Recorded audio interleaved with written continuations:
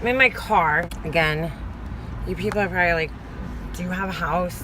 Do you live somewhere? Yeah, I have a house. And I don't want to do this in my car, but as of right now, this is really the only place I have total peace and quiet. And so I haven't made a video in a really long time, and I want to get back to that, and I want to make my videos again, and I'll have time now because my son, he's going to camp this summer. I just went on my channel the other day and excuse me, I don't know how many people like really follow their YouTube, people that they subscribe to. I haven't made a video in a really long time, and I had like 700 subscribers, and I was like, wow. I never even thought I would have like 7, let alone like 700. But I feel like for me to make more videos and continue on with what I was doing, I have to make this video to be able to move on. I have to be genuine and share my life with people too. I watched one of my videos the other day, and I was like, who is that person in that video? Because I feel like I don't know that person anymore. Laughing and trying to joke around and be funny. I mean, I'm still there, but I'm like, that's that person in there, that's the Leanna before what she just went through. That's the before version of me. I saw something on Facebook the other day that said something about like there's, before and after when things happen in your life, when you experience trauma. Your life becomes before the trauma and after the trauma. I've experienced more trauma in the last year and a half of my life than I've experienced in my whole entire life. And so you guys probably like just get to the point, and I'm going to. I need to quit smoking.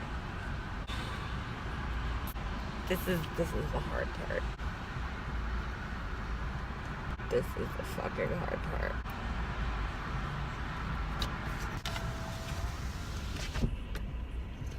So, when I started this channel, I was doing it for fun. Just to help people. I like helping other people.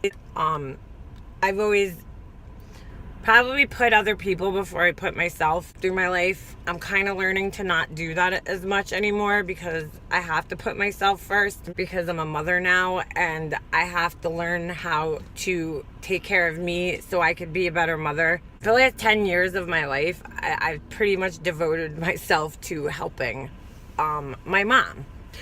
Because my dad passed away in 2006, and she was a widow, and she was alone. Me and my mom have always been really close with one another. When I was a kid, in 5th grade, her kidneys failed. She did dialysis. She worked a full-time job. She just soldiered through life. And that's how she went through things. And she did really, really well. She had a very amazing way of dealing with when life got hard. She's kind of like one of those people that when life tossed her lemons, she would make lemonade. And then my dad passed away, and things kind of changed, and she got depressed and she got down, and she didn't handle it always the best, which I wouldn't expect her to. My relationship with my dad and her relationship with my dad were obviously very different. We didn't have that close of a relationship, but she married him. I can't choose who my father is. She chose who her husband was, and that was who she chose. And she loved him, and she was lost without him. And there was times when she was mourning that I almost didn't understand why she was so upset. And I know this sounds really fucked up. And now I get it. And it's not that I wasn't mourning my father. It's just I was mourning him in a different way. I just didn't have that connection with him like I do with my mom. And I always used to say to myself, I don't know what I would do if it was the other way around and my mom died first before my dad. I don't know what I would do. I don't think I would have been okay, because we did almost lose her when her kidneys failed. Her sister, she donated her kidney and pretty much saved her life, which I am always going to be so grateful for, because it was a gift, not just for my mom. It was a gift for my entire family. So my mom, so she was depressed. So I felt like a responsibility for the last 10 years. Like I had to be her husband and her daughter and even her son at times, because her son, because my brother he's just not as helpful as I am. Different personalities. So the last 3 years, though, were really difficult for her. Me and my brother kind of have been estranged for 3 years. She has told me that losing that part of her was worse than the death of my father, which was pretty fucking bad. It's like she always just had it hard. Always shit was happening. I was just always helpful. I was always there for my mom. We had such a connection. I talked to her, probably more than I talked to my husband. I mean, I would call her in the morning and at night, and I would text her all day, and then, me and my son would FaceTime her. I mean, she was a part of my everyday life. She didn't live with us, but she was kind of like the fifth member of our family. She was part of our household. When we went places, she was included. I took a lot of time away from my family and myself and to be there for her. Not because I had to be, because I wanted to be. And so last December 2015, she was having this discomfort in her chest, right there under her sternum. And so she went to the doctor probably a year prior. She never liked going to the doctor. She was always one of those people that put it off. Oh, it's nothing. It's probably just indigestion. It's heartburn. It's whatever. So she put it off for a good year. And she finally decided to go to the doctor. They told her it was a hernia, a hiatal hernia. So she just took that. They weren't 100% sure, but she just took it and she ran with it. Then a year later, the pain came back. So that was probably back in 2014. And it came back and it was starting to bother her again. She had to go see her kidney doctor, because when you have a kidney transplant, they're constantly monitoring your kidney function and everything like that. So she had to go to her kidney doctor, a routine visit. And, she asked him about this hernia, and she's like, it's kind of starting to bother me more. And he starts feeling around and he's like, what I'm feeling, that's not a hernia. So he sent her to go get an MRI or scan. I forget what it was, a CAT scan. I think it was an MRI. And I'll never forget that day. She called me up on the way home. She had an 8-inch mass that was encasing her native kidney, her left native kidney.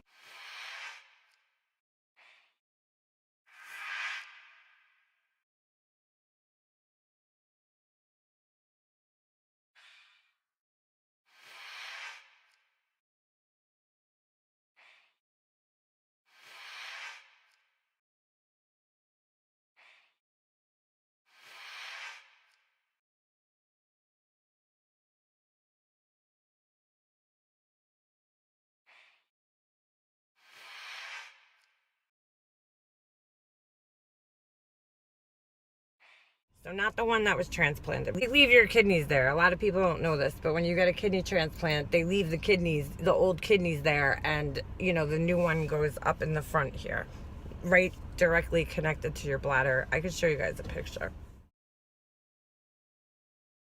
So that's where it goes. From the scans, I guess they could tell it was cancer.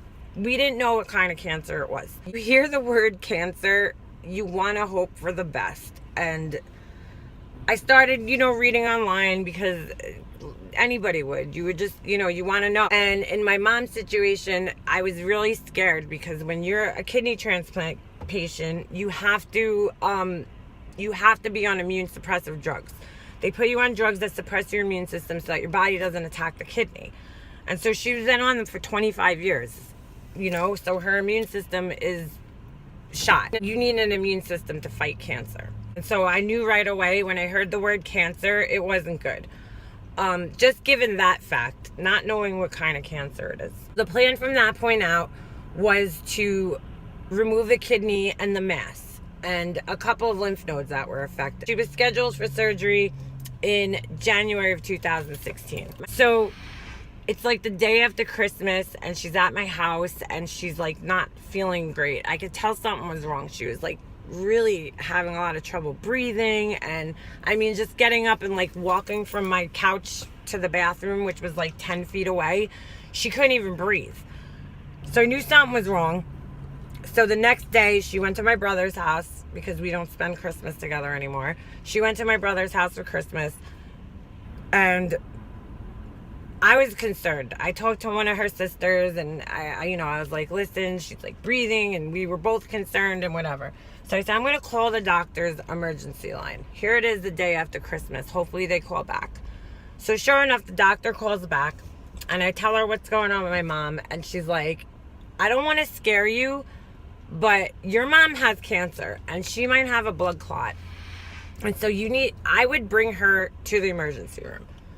So I called my mom up. I'm like, if you don't go to the emergency room, don't talk to me. Because I was ready to bring her on Christmas Day. But she was like, no, she doesn't want to ruin anybody's Christmas. She doesn't want to be a burden on anybody. But I'm like, Mom, I don't fucking care. How many other Christmases is there? Like, it's one Christmas we have to spend in the emergency room. Who gives a shit?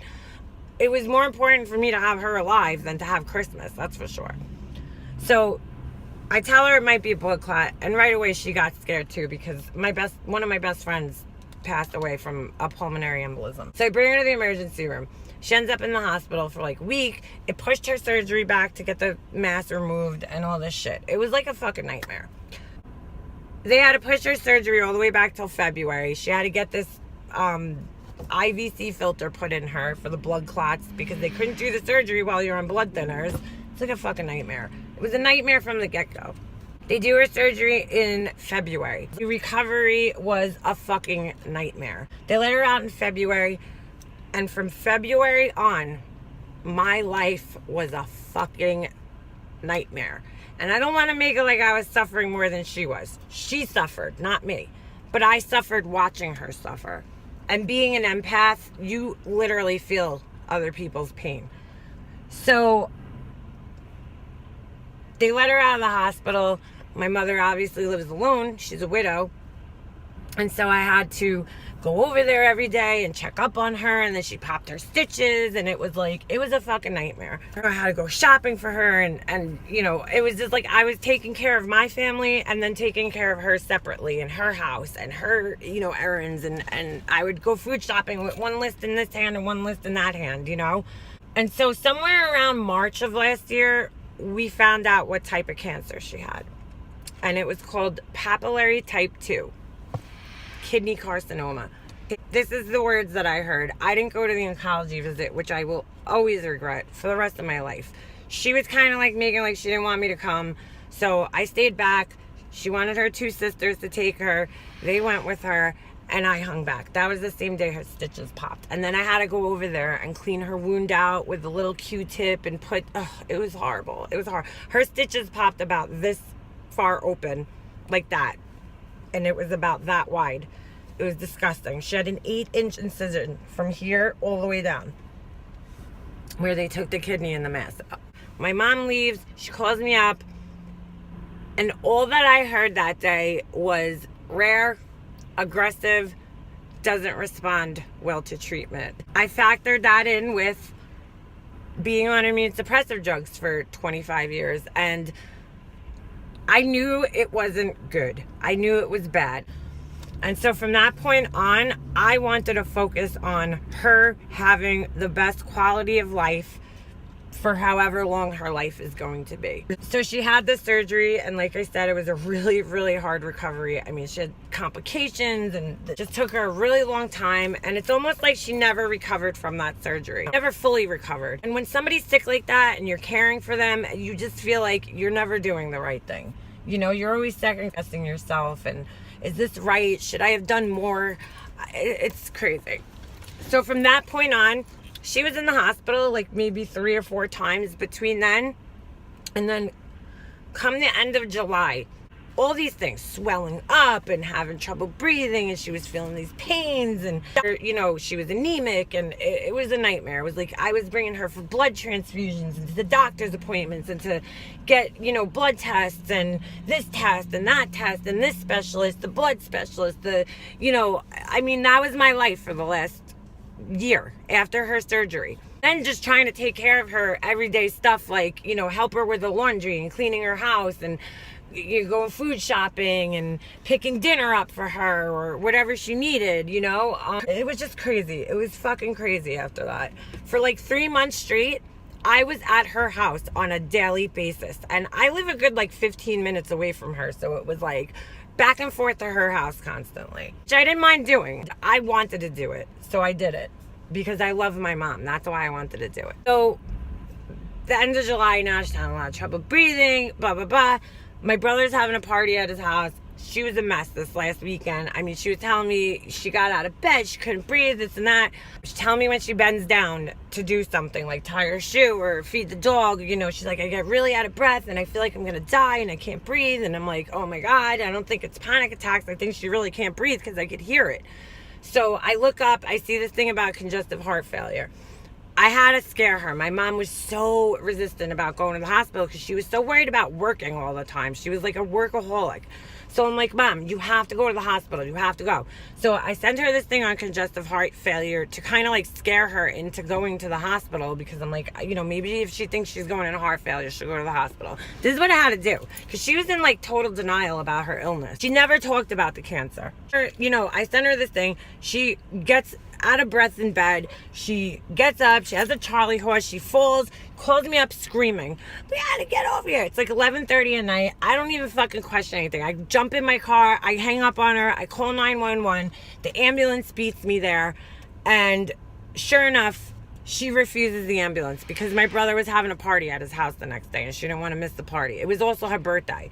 But I was like, Mom, it's a fucking party. Like, what's more important, your life or going to a party? So she didn't go to the emergency room that night. I didn't fucking sleep that night. I spent this whole last year of my life in a constant state of worry and panic and anxiety. She goes to the party the next day, whatever. Come Monday, she needed to wait for a doctor to tell her that you are out of breath and if you can't breathe, you should go to the emergency room. So I bring her to the emergency room. August 1st. From August 1st through August 28th, she was in the hospital.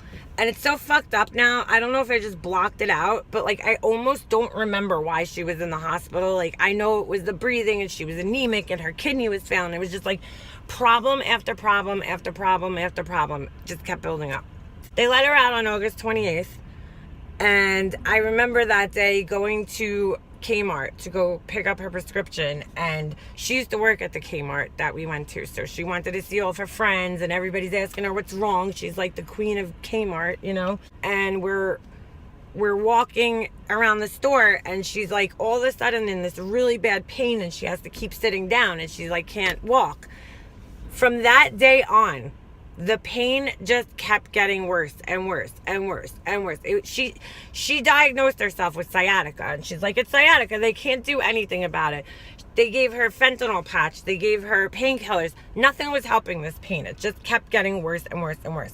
So through a whole month after that, from August 28th on, I'm like, Mom, you have to go to a doctor. Like, maybe you need to see a neurologist or a bone doctor. I don't know. You know, we've been to every kind of specialist you could think of. Lung doctors, heart doctors, just everything. So she's like, no, it's just sciatica. There's nothing they could do. They already gave me painkillers, blah, blah, blah, blah, blah.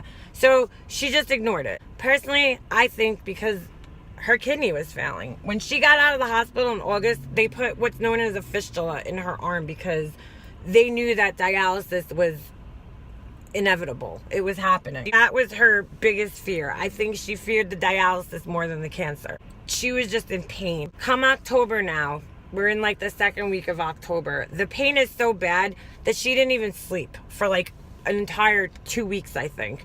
But really this one weekend, the 15th and 16th or 16th and 17th of October, she didn't sleep the whole weekend. That Friday, that whole week before that, we went to a doctor's appointment every single day. Then all of a sudden, on that Friday, she finally decides to go see a spine doctor. I don't even remember. We go there. He tells her to go for an MRI on Monday. She didn't sleep that whole weekend. The whole entire weekend. Like, not even a wink of sleep, she told me. And I knew she was up because I used to text her at night sometimes to try to, like, calm her down. Like, oh, I was reading this, because that's all I was doing. I was, like, up all night thinking about this shit, researching things, you know, what's this, what's that, all these different symptoms she was having. It was like things just kept collecting, and this was happening and that was happening, and it was just like constant shit. Always. As soon as one problem was taken care of, another problem would arise. And she usually wasn't answering me. All of a sudden now, this weekend when she was in like a tremendous amount of pain, she was answering me and she was telling me how much pain she was in the middle of the night, you know? And I'm like, Mom, we have to go to the emergency room. Again, no, they're not going to do anything, blah, blah, blah, blah, blah. Finally, Monday comes. They send us for an MRI. Now, mind you, I went from my mom walking, doing what she had to do, to now she can't even walk. I mean, I had to literally drop her off in front of the building, like right at the door. She had a lot of trouble walking through the office. She had to sit down right away until I came in and helped her walk. So we go get the MRI. We're coming out of the MRI place and the spine doctor calls and he's like, listen, I was going through some of your old scans and I think that you have a tumor on your sacrum, which they call it sacrum. It's your tailbone basically. And I will never forget that moment. My mom sat down in the car and just stared. And she's like, I'm gonna die. I didn't know what to say at that point. I was just looking at her and I'm like, maybe it's not that, Mom. You know, you're trying to keep positive. But I know that this doctor knows what he's looking at. And I know that once cancer is in your bones, it's not good. You're in stage 4. So I remember looking at her that day and trying to talk her out of it. They saw a little spot back before she had her surgery that she was supposed to follow up on, but she never did. And they told her they were pretty sure it was arthritis, but they just wanted to double check. So that day, I remember her being really out of it, in so much pain. My son was with us. And she wasn't even interacting with him because she was in so much pain. And I knew it was bad. My mom had a high tolerance for pain. And I knew that if she wasn't interacting with my son, her pain was bad. And she was moaning and groaning the whole entire day, all day, really bad. I mean, it was bad. And I've never watched somebody in pain like that. And it's the most horrible thing because you feel so helpless. There was nothing I could do. She was on fentanyl. She was on painkillers. What else could I do to help her? So she tells the doctor that she's in really bad pain and she hasn't slept. And he's like, you should go to the emergency room. If the pain's been keeping you up for 2 days straight, you need to go to the emergency room.